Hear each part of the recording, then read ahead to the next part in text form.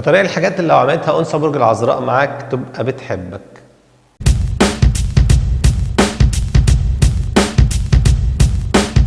اول نقطة واهم نقطة انها هتميزك عن غيرك. يعني لو انتوا مثلا في محيط عمل مع بعض ممكن تلاقي مثلا بتقول الناس كلها صباح الخير، لكن بتقول لك انت صباح الفل او صباح الورد.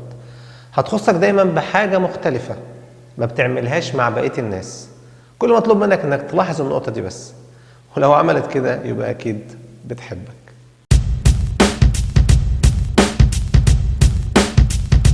خد بالك ان الانثى العذراء ليها صديقة واحدة بس، ودي اللي بتشاركها اسرارها وحاجاتها الشخصية. لو عملت ده معاك انت كمان ساعتها يعرف انها بتحبك.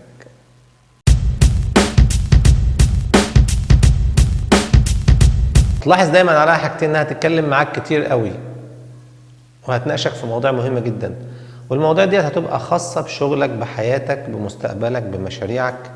لو عملت الكلام ده يبقى حبتك وخلاص بدأت تفكر فيك كحبيب، وممكن مستقبلا تشوفك كزوج.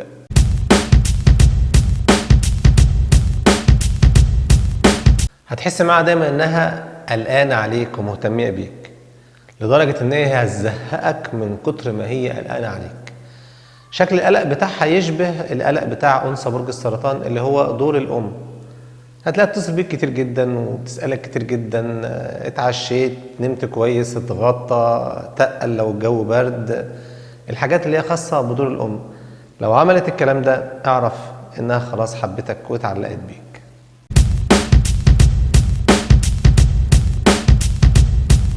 هتحترمك ثم هتحترمك.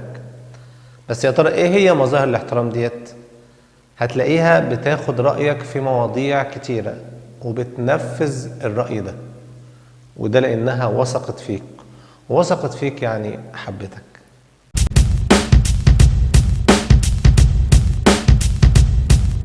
الحاجة الأخيرة والغريبة إن هي هتمدحك دايما، لكن بالحاجات اللي كانت هي بتشوفها عيوب فيك زمان.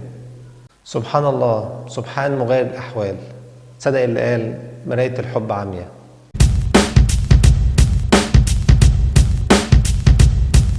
في نهاية الفيديو ما تنساش تعمل لايك وسبسكرايب وتفعل الجرس وتشترك في القناة، ولو في أي كومنت اكتبه تحت وأنا هرد عليه. والسلام عليكم ورحمة الله وبركاته.